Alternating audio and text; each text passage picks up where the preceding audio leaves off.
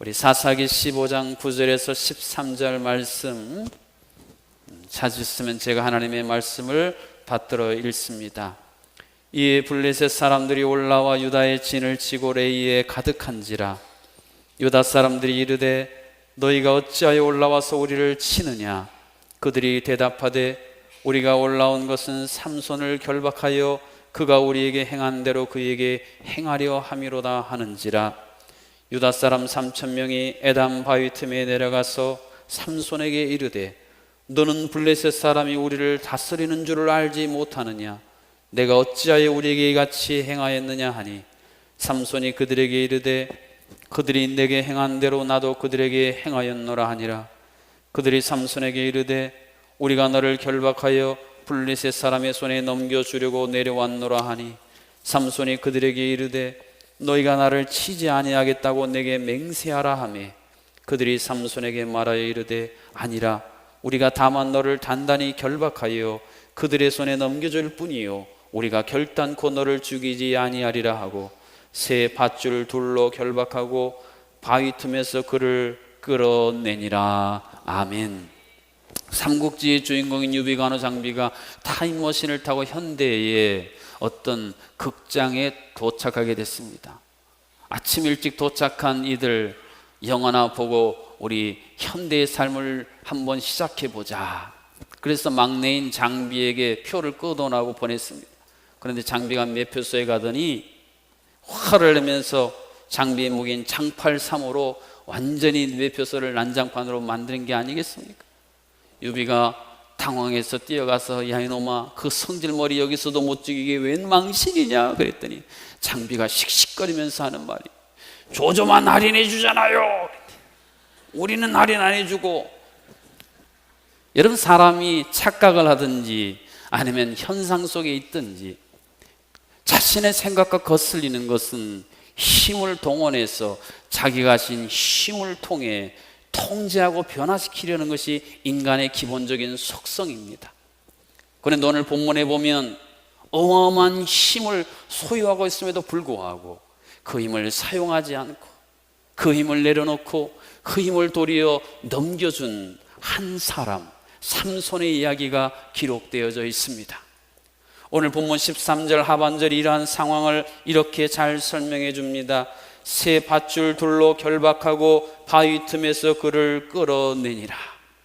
동족 유다 사람들에 의해서 삼손이 밧줄로 결박이 되어 이방 군대 블레셋에게 넘겨지고 있는 장면을, 그런데 그때 삼손은 순한 양처럼 저항하지 않고 자신의 어떤 힘도 능력도 발휘하지 않고 그 상황을 그대로 수용하고 있는 장면을 우리에게 설명해 주고 있는 것입니다. 삼손은 자신을 동족의 손에 의해서 블레셋 군대에게 넘겨줄 수 있는 그런 존재가 아니었습니다. 그가 가진 이 강력한 힘은 그 어떤 군대도 그를 제압하거나 그를 제어할 수 없는 강한 힘이었기 때문입니다. 지금 자신을 블레셋 군대에게 넘겨주기 온 이 3,000명, 자신을 넘겨줄 게 아니라 삼손을 따랐다면 블레셋의 모든 군대를 한순간에 괴멸시킬 수 있었기 때문에 삼손은 동족의 손에 의해 결박당하여 블레셋 군대에게 넘겨지기가 쉬운 일이 아니었다는 것입니다. 다른 사람도 아닌 동족의 손에 의해 묶여서 이방 군대에 넘겨진다. 이거는 수치 중에 수치였습니다. 하나님의 영광을 가리는 일이라고 여겨졌습니다. 그래서 더더욱 힘든 일이었습니다. 아무리 생각을 해도 납득이 되질 않습니다. 이해가 되지를 않습니다. 나는 하나님이 세운 사사인데, 내가 노력하고 내가 애써서 된 사사가 아니라 하나님이 세운 사사인데, 내 손의 힘은 내 손의 힘이 아니라 하나님이 전능하신 손으로 나를 붙들기 때문에 내가 이러한 능력을 발휘하는 것인데 왜 내 동족은 이것을 모르는 것인가? 이러한 상황, 이러한 삼손이 갖고 있는 수많은 자신 안에 있는 생각들은 그로 하여금 무능하고 무기력하게 동족에 의해 결박당하여 블레셋 군대에게 내어줄 수 있는 상황이 결코 아니었다는 것입니다.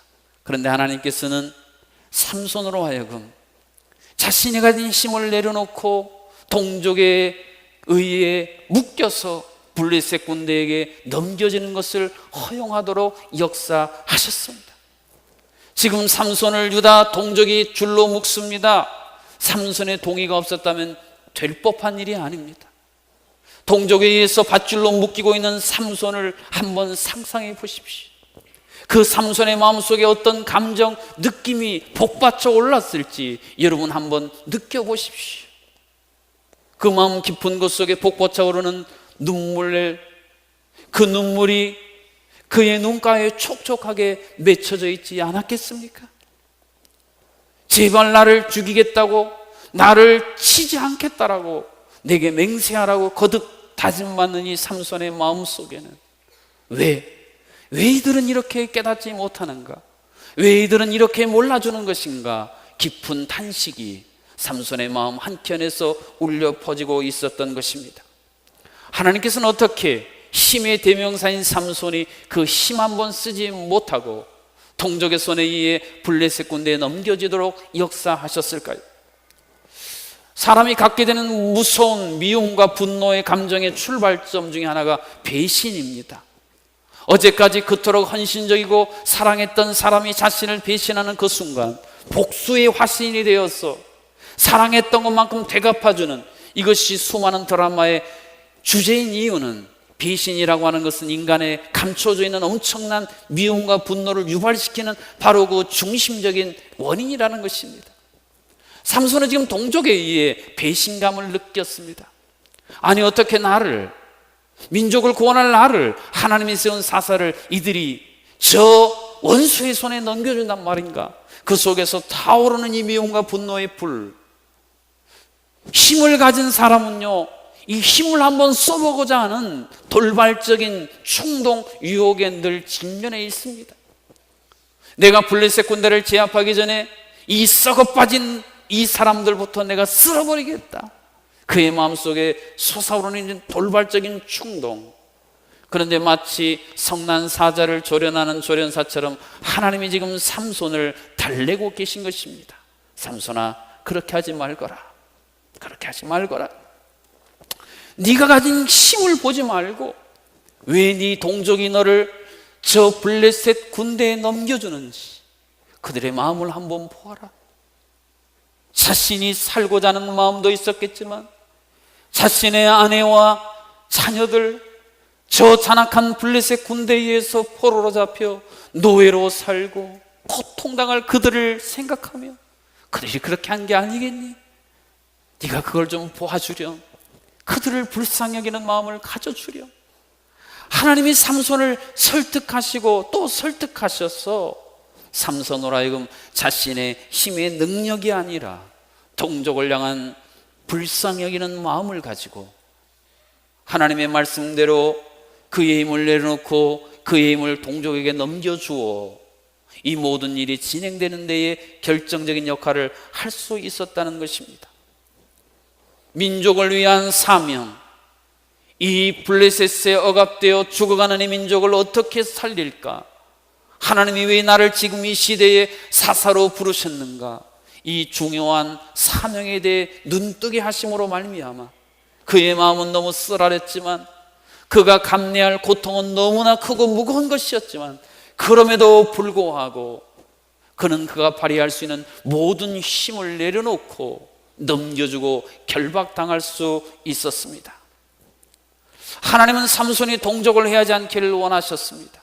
그것은 하나님이 이 사건을 통해 갖고 계신 하나님의 계획이 있었기 때문이었습니다. 여러분, 하나님은 놀라우신 분이십니다. 시편의 고백처럼 그분이 우리를 향해 갖고 계신 계획은 저 바닷가의 모래같이 많고 하늘의 별같이 많고 놀랍고 위대하고 좋은 것입니다. 하나님은 삼손이 지금 이 순간 내가 동족에게 결박당하여 넘겨졌다는 이 하나님의 전체 계획의 한 컷, 한 부분만을 바라보고 분노하고 힘을 발휘할 것이 아니라 하나님의 전체적인 계획을 바라보고 이해하기를 간절히 원하셨습니다. 하나님이 갖고 계신 이 놀랍고 전체적인 계획을 한순간의 감정으로 망가뜨리고 엉망이 되지 않도록 하기를 하나님은 간절히 원하셨던 것입니다. 그렇습니다. 하나님은 역전의 명수이신 하나님이십니다. 일반적인 인간의 생각으로 보면 저렇게 하면 안 될 텐데, 저런 상황 속에 무슨 새로운 돌파구가 있을까? 그렇게 생각하는 바로 그곳에 하나님은 위대한 역전의 드라마를 준비하고 계십니다. 여러분, 출렁거리는 홍해 가운데 지름길이 있을 거라고 그 누가 상상할 수 있었겠습니까? 거인 장군 골리앗을 때려눕힌 무기가 창도 칼도 아니고 활도 아니고 작은 물맷돌이었으리라고 그 누가 생각이나 했겠습니까? 우리는 그 결과를 다 알아서 그러려니 하지만 막상 그 순간 결과를 알지 못하는 그들에게 있어서 도저히 상상할 수 없는 하나님의 역전의 명장면이 아니겠습니까? 이사야는 하나님의 생각과 우리의 생각은 다르다 했습니다. 하나님의 길과 우리의 길은 다르다 했습니다. 그러므로 우리는 우리의 생각, 우리의 길을 바라볼 것이 아니라 역전의 명수이신 하나님이 숨겨두신 하나님의 비장의 놀라운 하나님의 계획, 그것에 우리의 마음과 생각의 시선을 집중해야 할 이유가 여기에 있는 것입니다. 순간적으로 하나님의 사람들이 묶여 있을지라도 하나님은 마침내는 그 결박을 풀어주실 사랑과 전능의 하나님이십니다. 성경이 말하는 능력은 세상에서 말하는 능력과는 다른 차원의 것입니다. 세상의 능력은 자신의 강함을 드러내고 자신의 강함을 과시하는 이것이 세상의 능력이지만, 하나님이 우리에게 말씀하시는 성경적인 능력은 도리어 그 능력을 가지고 약한 자를 도와주는 것, 이것이 하나님이 우리에게 능력을 주신 중요한 이유라는 것입니다. 우리에게 주신 능력이 약한 자들의 울타리가 되고 방패가 되는 보호의 역할을 할 때에 그 능력의 진가가 발휘되는 것입니다. 내가 능력자인데 무능력한 자처럼, 능력이 없는 자처럼 희생할 때에 그 능력은 찬란한 빛을 뿜어내는 것입니다. 배신자를 공격할 능력을 사용하는 것을 과감히 포기한 삼손, 하나님이 주신 진정한 능력을 사용할 줄 알았던 삼손에게 하나님이 주신 결과는 무엇이었습니까? 오늘 본문 이후에 보면 나귀 턱뼈 하나로 그 어마어마한 블레셋 군대를 완전히 초토화시키는 장면이 기록이 되어져 있습니다. 상상도 할 수 없는 일이었습니다.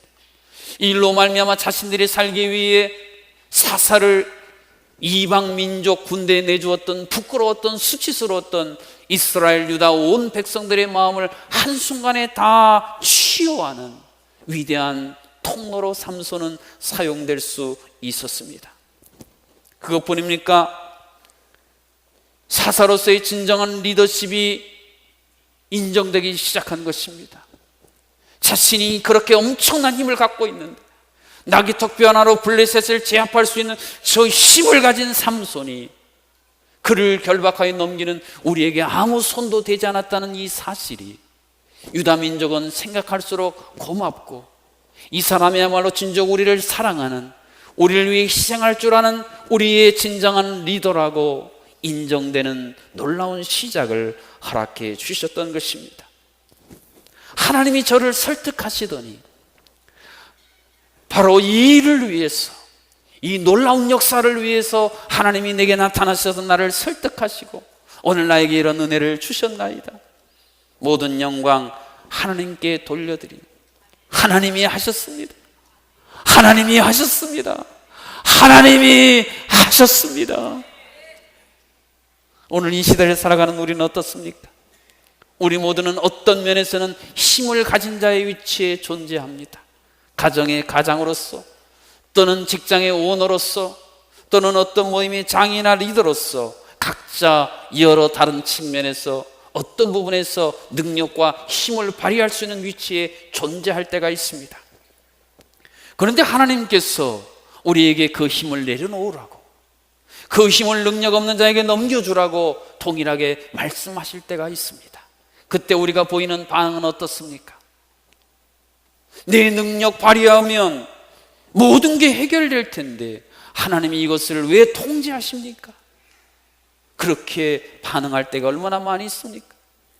내 생각대로 하면 모든 것이 다 형통할 텐데 하나님의 생각을 저 뒷방으로 밀쳐놓으며 살아갈 때는 또 얼마나 많이 있습니까? 먹구름이 햇빛을 가리듯이 그렇게 하면 하나님의 영광 가리고 나는 수치를 당할 것이기 때문에 애써 외면하고 있습니다.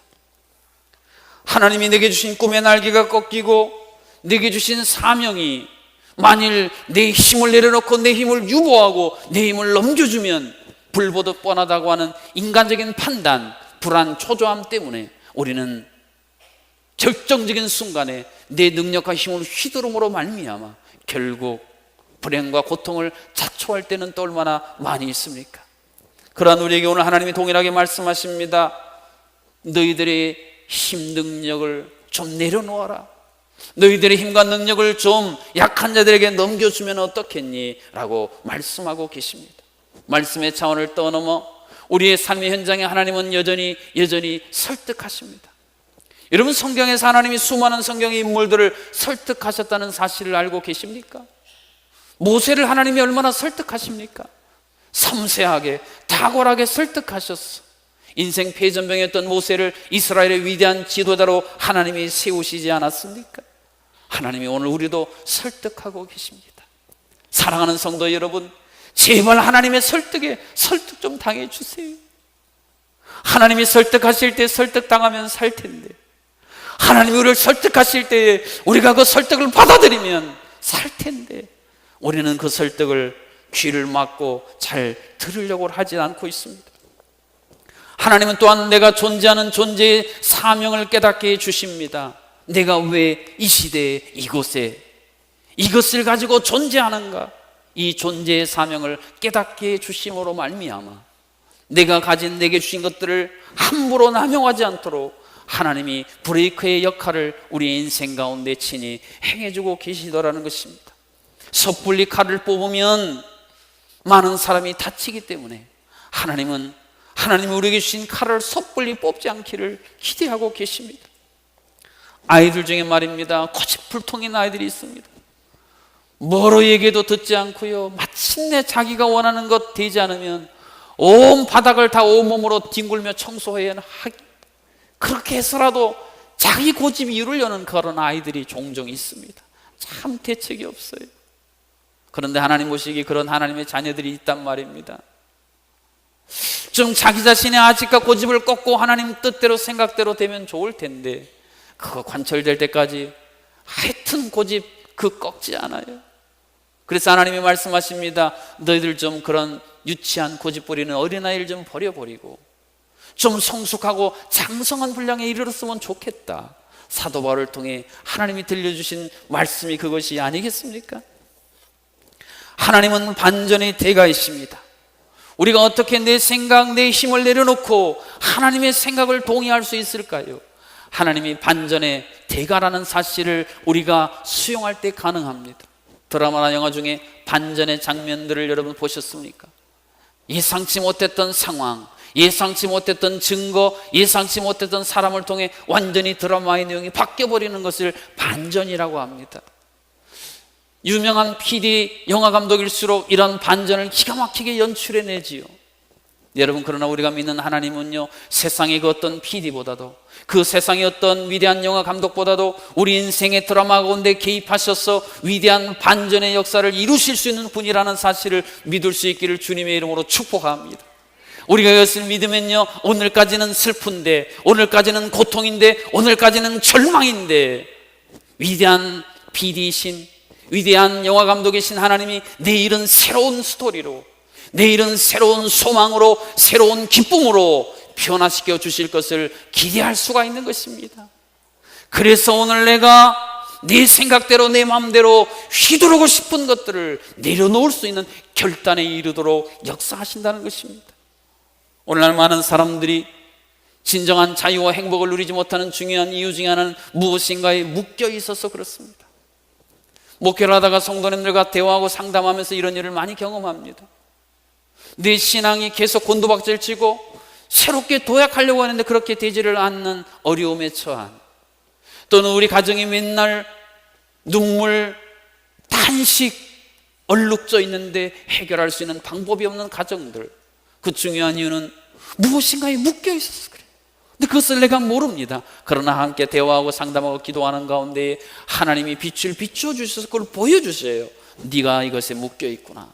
너희 가정을 묶고 있는 것이 이것이구나. 이것이 딱 깨달아지는 그 순간, 거기서부터 해결의 놀라운 실마리가 풀리기 시작한 일을 저는 너무 많이 보았습니다. 우리나라가 일제 36년간 일제 억압에 묶여 있음으로 말미암아 얼마나 큰 고통과 어려움을 당했습니까?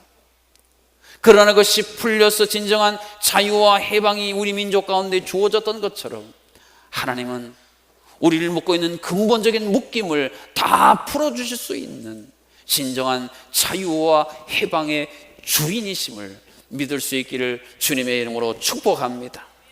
이런 것을 믿는 하나님의 사람들은 하나님이 주신 능력을 약한 자를 위해 친히 내어줄 수 있는 사람들입니다. 여러분, 세상의 세계관은 무엇입니까? 약육강식의 세계관이에요. 영어로 정글의 법칙이라고 하더군요. 정글에 보십시오. 강한 자가 약한 자를 다 잡아먹고 그렇게 살아갑니다. 그러나 하나님은 우리에게 능력을 주시고 힘을 주실 때 그러한 약육강식의 정글의 법칙이 아니라 하나님 나라의 법칙으로 그것을 사용하라고 말씀하고 계십니다. 그러면 하나님 나라의 법칙이 무엇일까요? 이사야서 11장 6절 상반절에 메시아가 나와서 도래할 하나님의 나라의 위대한 법칙을 정글의 법칙과 대비되면서 이렇게 우리에게 말씀해 주셨습니다. 그때에 이리가 어린 양과 함께 살며 표범이 어린 염소와 함께 누우며 송아지와 어린 사자와 살진 짐승이 함께 있으리라. 정글에 있는 존재들은 이해할 수 없는 법칙입니다. 말도 안 되는 소리입니다. 그러나 하나님 나라의 법칙은 능력과 힘을 이렇게 사용하는 것입니다. 메시아가 이 땅에 오셔서 도래하게 할 하나님의 영광스러운 나라, 그 나라가 오늘 내 마음속에, 우리의 가정 가운데, 내가 일하는 일터 가운데, 우리의 신앙생활을 펼치는 이 교회 가운데 이루어지기 위해서는 우리가 과감하게 약육강식의 이 세계관에 도전해야 됩니다. 사랑하는 성도 여러분, 어느 때까지 성자가 독식한다는 이 세상의 신화에 얽매여 사시겠습니까? 우리가 예배드리는 예배 현장에서는 하나님이 왕이시고 하나님의 주권자라고 말은 하지만 당장 예배당문을 떠나서 우리가 처있는 가정에서, 일터에서, 내가 속해 있는 모임 가운데서는 성자 독식이라는 신화를 내가 믿는 신으로 섬기는 수많은 크리스천들로 말미암아 오늘 하나님의 진정한 능력, 영광이 이 땅에 발휘되지 못하고 있다는 것입니다. 능력자인데 무능력자처럼 결박할 수 있는 존재, 세상이 먹는 내 주변에 이 위대한 하나님의 능력 발휘를 모르는 사람이 나를 칭칭 감아먹는, 삼손을 묶고 있는 이 줄처럼 나를 감고 있는 이 줄을 하나님이 어느 순간 다 풀어서 결국 그들을 구조하는 생명의 로프로 사용하시는 하나님, 그 하나님을 우리가 믿고 있는 것입니다. 그들에게 하나님은 시온의 대로를 열어주십니다. 막히고 차단되고 모든 것들이 다 꽁꽁 묶여있는 것 같은데 어느 순간 가다 보니 놀라운 시온의 대로가 뻥 뚫리게 해주십니다. 누에에서 복이 좀 다소 그런 누에에서 명주씨를 뽑아내듯이 다른 사람들이 볼 때에는 예수님의 십자가를 미련한 것, 꺼리끼는 것으로, 회피하고 싶은 것으로 보였던 그곳에서 하나님의 위대한 능력의 명주씨를 뽑아내듯이 우리의 수치, 우리의 부끄러움, 절망을 하나님의 위대한 영광으로 친히 교환하여 주십니다. 그러한 우리들을 보고 세상은 이야기합니다. 당신은 세상의 논리로는 이해할 수 없는, 당신이야말로 진정한 하나님 나라의 대사요 특사입니다. 이런 놀라운 세상이 줄 수 없는 리더십의 능력을 우리에게 허락해 주십니다.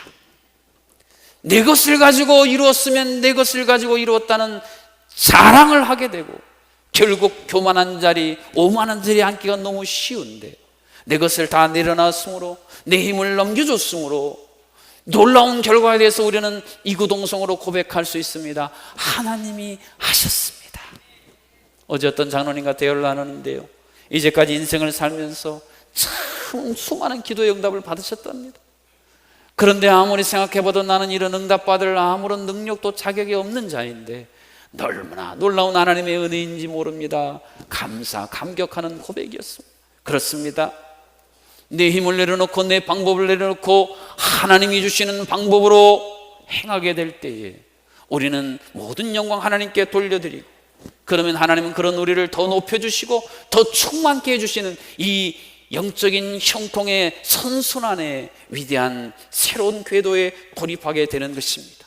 사랑하는 성도 여러분, 하나님이 우리에게 허락하여 주시는 이 중요한 능력 발휘의 새로운 국면을 향해 나아가십시다.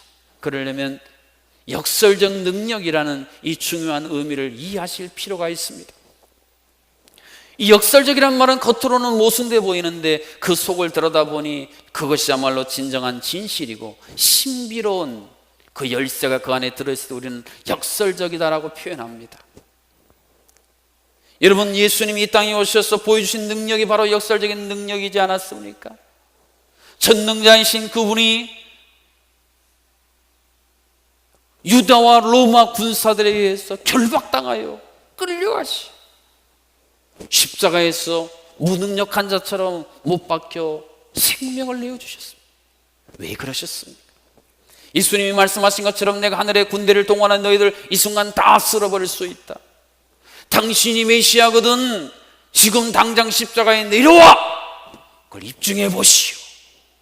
그러나 예수님은 그런데도 전혀 동요하지 않으셨습니다. 오늘 이 자리에 앉아 있는 우리를 구원하시려고 하는 하나님의 계획을 그분은 아셨기 때문에 전능자이신 그분이 한없이 무기력해지고 한없이 무능한 채로 자신의 능력을 내려놓고 자신의 능력을 넘겨줌으로 말미암아 일어날 하나님의 위대한 생명의 역사를 알았기 때문입니다. 사랑하는 성도 여러분, 오늘 본문 11절 중반절에 보면 유다 사람들이 삼손에게 이렇게 얘기합니다. 삼손에게 이르되 너는 블레셋 사람이 우리를 다스리는 줄을 알지 못하느냐? 이게 하나님의 백성들이 할 이야기입니까? 하나님이 우리를 다스린다고 해야지요. 하나님이 세우신 사사 당신이 우리를 다스린다고 해야지요. 이방 군대가 우리를 다스린다고. 문의는 그리스도인, 문의는 하나님의 백성인데 생각이나 말이나 행동은 세상 가치와 하나도 다르지 않습니다. 사랑하는 성도 여러분, 오늘 여러분의 가정 안에서 누가 능력과 힘을 가지고 있습니까? 누가 경제권의 능력과 힘을 가지고 있습니까? 여러분이 속해 있는 부서에서, 여러분의 모임에서, 어떤 위원회에서, 부서에서 누가 능력과 힘을 가지고 있습니까? 그 능력과 힘을 나를 과시하고 내가 아니면 이 부서, 이 모임은 안 된다는 잘못된 과시욕에 빠졌어. 하나님의 방법이 아니라, 하나님의 전체적인 계획을 보는 것이 아니라 순간순간 자신의 생각과 감정과 고집에 이끌려 그 능력을 발휘함으로 말미암아 고통 속에 눈물을 흘리는 얼마나 많은 사람들이 있습니까? 하나님은 오늘 우리에게 다가오셔서 말씀하십니다. 내가 너에게 준 그 능력을 제발 내 방식대로 좀 사용해라. 그래야 너도 살고 가정도 살고 교회도 살고 이 나라의 민족도 살 수 있다고 말입니다. 미국의 명문 대학을 졸업한 5명의 엘리트가 에콰도르의 아우카 미전도 종족의 복음을 전하러 가다가 그 자리에서 그들이 찌르는 창에 순교했습니다. 이것을 소재로 만든 영화가 창끝이라는 영화입니다. 이 영화에 보면요, 그때 창으로 찔러서 살인했던 한 사람이 이런 이야기를 해요. 왜 우리에게 총을 쏘지 않았지? 그들은 우리가 갖고 있는 창보다 더 강한 총이 있었는데 왜 총을 쏴서 우리를 제압하지 않았지? 이것이 바로 그 모든 살인과 분노로 가득 찬 그 종족을 복음화시킨, 그리고 그때 창으로 찔러 살인했던 그가 목사가 되도록 만들었던 바로 그 힘이었습니다. 세상은 이해할 수 없는, 세상은 흉내낼 수도 없는 전능하신 하나님이 이 땅에 오셔서 아기의 모습으로 오셔서 약하디 약한 무능한 십자가에서 자신을 내어주시는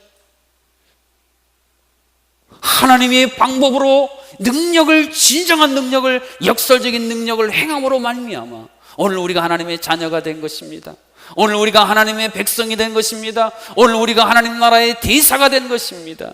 오늘 하나님 우리를 새로운 삼손 같은 사사로 부르십니다. 내가 준 능력을, 내가 준 이 힘을 내 방식대로 하나님 나라의 세계관으로 이 땅에 펼칠 이 시대의 삼손은 어디에 있는가? 이 하나님의 부르심이, 하나님의 찾으심이 바로 내가 여기 있나이다, 나를 사용하소서, 나를 보내소서 응답하는 생명을 낳는 생명의 씨앗들이 될 수 있기를 주님의 이름으로 축복합니다.